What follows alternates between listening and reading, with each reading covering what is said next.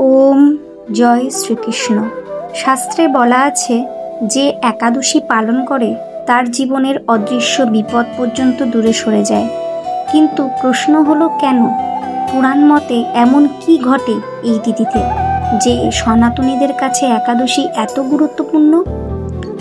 কথিত আছে একাদশীর রাতে সূক্ষ্ম শক্তির জাগরণ ঘটে। মানুষের মন, শরীর আর ভাগ্যের উপর বিশেষ এক প্রভাব নেমে আসে। যারা এই তিথিকে অবহেলা করে তারা অজান্তেই হারায় সেই ডিভাইন প্রোটেকশন, আর যারা পালন করে তারা পান এমন আশীর্বাদ যা সাধারণ চোখে দেখা যায় না। প্রাচীন পুরাণে এমন এক রহস্যের কথা বলা হয়েছে যা জানলে আপনি আর কখনো একাদশী মিস করবেন না। এত শক্তিশালী, এত গভীর যে দেবতারা পর্যন্ত এই তিথিকে সম্মান করতেন। আজকের ভিডিওতে কেন প্রত্যেক সনাতনীকে একাদশী পালন করা উচিত, পুরাণ সম্মতই সেই চমকপ্রদ সত্য উন্মোচন করব। শুরুটা ধরে রাখুন, কারণ সত্যটা আপনার বিশ্বাসকে বদলে দিতে পারে। নমস্কার বন্ধুরা, আপনারা দেখছেন হিস্ট্রি অফ গীতা। পদ্মপুরাণের 14 অধ্যায়ের ক্রিয়াসাগর সারাংশে এই তত্ত্বটি উদ্ধৃত করা হয়েছে। এক সময় মহর্ষি জৈমিনী ঋষি নিজ গুরুদেবকে জিজ্ঞাসা করলেন, হে গুরুদেব, একাদশীর জন্ম কখন হয়েছিল এবং তার জন্মের উৎসই বা কি? একাদশীর দিন উপবাস পালনের বিধিই বা কি? দয়া করে এই ব্রত পালনের কি লাভ এবং কখন এই ব্রত উদযাপন করতে হবে তা বর্ণনা করুন। শ্রী একাদশীর অধিষ্ঠাত্রী দেবতাই বা কে? একাদশীর নিয়ম পালন না করার অপরাধ কি? দয়া করে এই বিষয়ে আপনার কৃপা বর্ষণ করুন। শ্রীল ব্যাসদেব জৈমিনী ঋষির প্রশ্ন শুনে অপ্রাকৃত আনন্দধামে উন্নীত হয়ে বললেন, হে ব্রহ্মর্ষি, জৈমিনী একাদশী পালনের ফল প্রকৃতপক্ষে পরমেশ্বর নারায়ণই শুধু শুদ্ধভাবে বর্ণনা করতে সক্ষম, কিন্তু আমি তোমার প্রশ্নের সংক্ষিপ্ত উত্তর দেব। সৃষ্টির প্রারম্ভে পরমেশ্বর ভগবান পঞ্চ মহাভূত দ্বারা স্থাবর ও অস্থাবর জীবগণকে পৃথিবীতে সৃষ্টি করেন। সেইরূপ মানুষকে শাস্তি দেবার উদ্দেশ্যে পাপ পুরুষকেও সৃষ্টি করেন। এই পাপ পুরুষের অঙ্গ প্রত্যঙ্গ আদি নানা প্রকার পাপ কার্য দ্বারা গঠন করেছিলেন। তার মস্তকটি ছিল ব্রহ্মা হত্যার পাপ, চোখ দুটি নেশায় আসক্তি জনিত পাপ, মুখটি ছিল স্বর্ণচর্য জনিত পাপ, কান দুটি সদ্গুরুর পত্নীতে উপগমন, নাসিকা পরপত্নী হত্যা, হাত দুটি গো হত্যা জনিত পাপ, গ্রীবা পরধন জনিত পাপ, বক্ষদেশ ভ্রূণজনিত পাপ, ভ্রূণ হত্যাজনিত পাপ, নিম্নবক্ষ পরকীয়া উপগমন জনিত পাপ, উদর আত্মীয় হননের পাপ, নাভি মূল অধীনস্থ জনকে হত্যার পাপ, কোটি দেশ আত্মস্তুতি পাপ, জঙ্গা গুরুর প্রতি অপরাধজনিত পাপ, লিঙ্গ নিজ কন্যা বিক্রয়জনিত পাপ, পশ্চাৎ দেশ গোপন বিষয়ে প্রকাশ করার পাপ, পদোদ্বয় পিতৃ হত্যার পাপ, তার কেশরাজি অন্যান্য পাপ কর্মাদি। এই প্রকারের একটি বিভৎস পাপময় জীব সৃষ্টি করেছিলেন, যার শরীরে ঘোর কৃষ্ণবর্ণ, চোখ দুটি পীতবর্ণ। সে পাপীদের অতীব দুর্দশা দান করে। পরমেশ্বর ভগবান শ্রী বিষ্ণু এই পাপ পুরুষকে দেখে নিজ মনে চিন্তা করতে লাগলেন, আমি জীবগণের সুখ ও দুঃখের স্রষ্টা, আমি তাদের প্রভু, কারণ পাপ পুরুষ সৃষ্টি করেছি। সে অসাধু, প্রতারক এবং পাপীদের দুঃখ কষ্ট দেয়। এখন এই পাপ পুরুষের নিয়ন্ত্রক সৃষ্টি করতে হবে। এই সময় ভগবান যমরাজও নানা প্রকার নরক সৃষ্টি করলেন। মৃত্যুর পর পাপীদের যমরাজের নিকট পাঠানো হবে এবং তিনি তাদের পাপ অনুসারে বিভিন্ন নরকে যন্ত্রণা ভোগের জন্য পাঠাবেন। এইরূপ ব্যবস্থা করে পরমেশ্বর ভগবান পক্ষীরাজ গরুরে চড়ে যমরাজের গৃহে উপস্থিত হলেন। যমরাজ বিষ্ণুকে দেখেই পাদ অর্ঘ্যে শ্রদ্ধাঞ্জলি নিবেদন করলেন এবং তাকে স্বর্ণ সিংহাসনে বসালেন।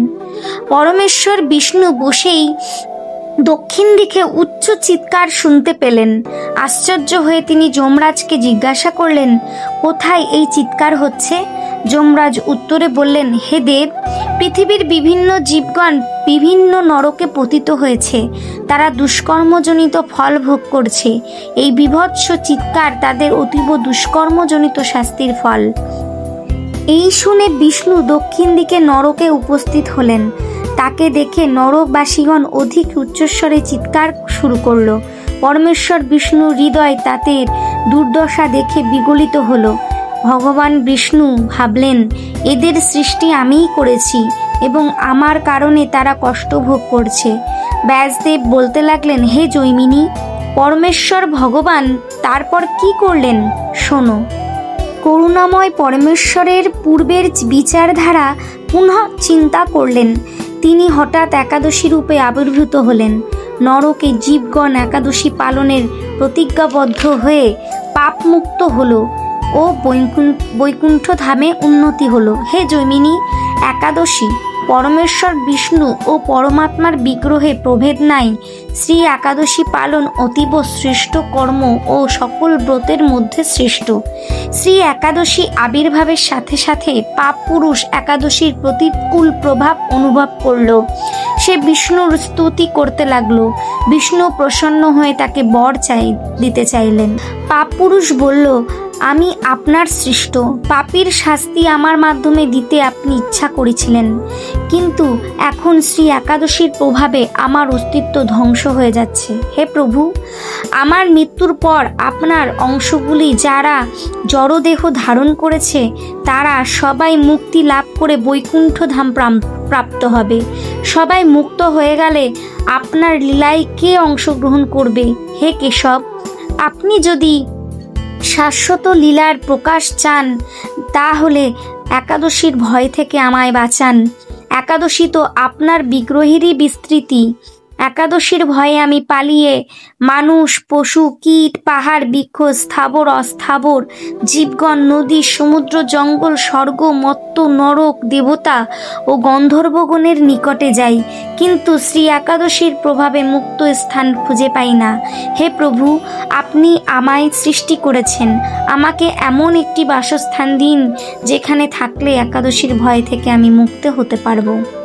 ব্যাসদেব জৈমিনীকে বললেন, এই রূপ প্রার্থনা করে পাপ পুরুষ পরমেশ্বর বিষ্ণুর পাদপদ্মে নিপতিত হয়ে কাঁদতে লাগলো।